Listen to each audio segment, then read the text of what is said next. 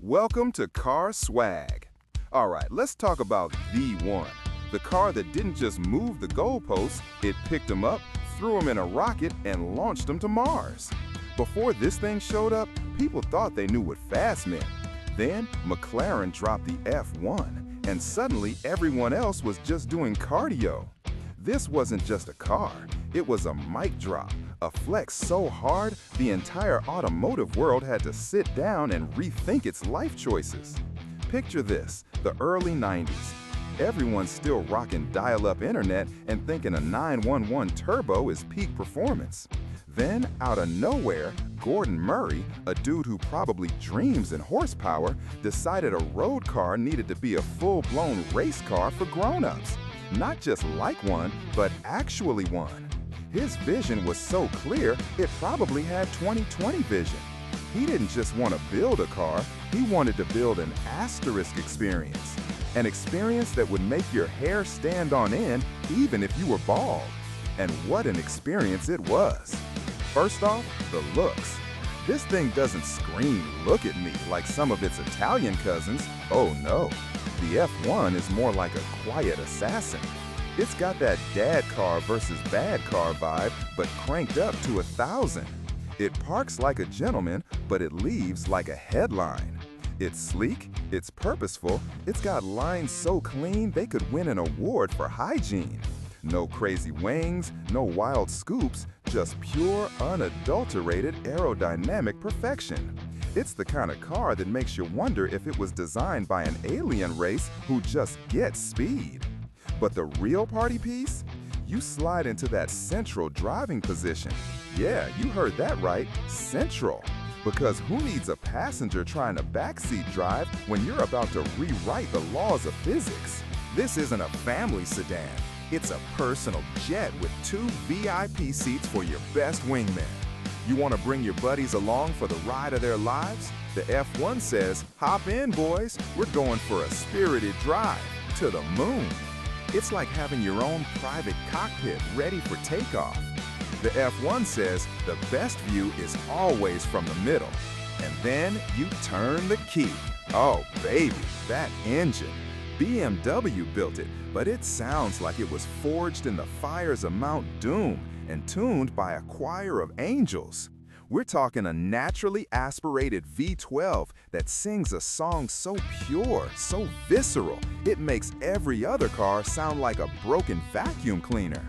This isn't just power, it's a symphony of kinetic energy. It's the kind of engine note that makes you want to quit your job and become a full-time listener. The sleeper energy meter on this thing? Visually, it's a calm 3. Orally, it's a solid 11. It's got that sensible exterior, but the minute you hit the gas, it's all send it. And speaking of gas, the way this thing managed heat, next level. They literally used gold foil in the engine bay. Gold foil. Not because it looked cool, though it absolutely does, but because gold is one of the best heat reflectors known to man. So yeah, your engine bay is basically a treasure chest. It's like McLaren said, we're going so fast we need to wrap the engine in bling just to keep it from melting. That's commitment to the bit right there. That's not just engineering, that's art. Expensive, shiny, heat-reflecting art. When the F1 hit the scene, it didn't just break records, it shattered them into tiny, glittering pieces.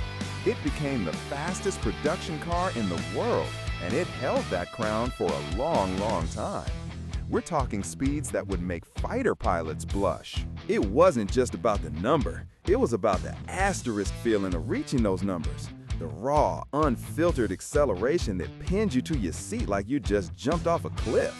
It was a visceral, terrifying, exhilarating experience that very few cars before or since have ever replicated. It taught the world that a road car could be just as extreme, just as pure as a dedicated race machine. This wasn't some stripped-out, uncomfortable track toy either. No. The F1 had a proper sound system, a bespoke Kenwood setup, thank you very much, and even air conditioning. Because even when you're going 200 plus mph, you still want to be comfortable, right? It was a car that could take you to the track, dominate, and then drive you home in relative luxury. It was the ultimate would-you-daily-it car, purely in the realm of fantasy. Realistically, no. Financially, absolutely not. But the asterisk idea of dailying a McLaren F1? That's the kind of chaotic energy we can all appreciate.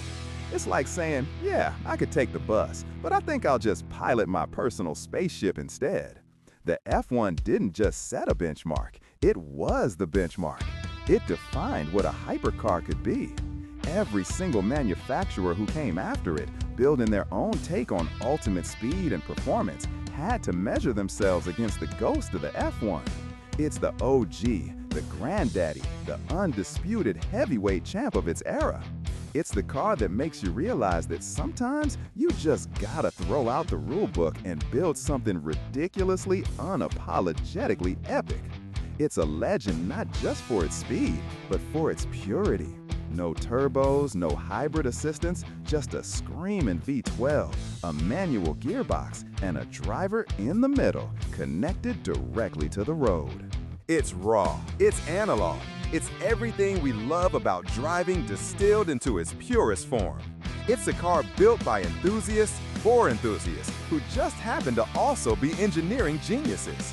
So the McLaren F1, it wasn't just a car, it was a statement.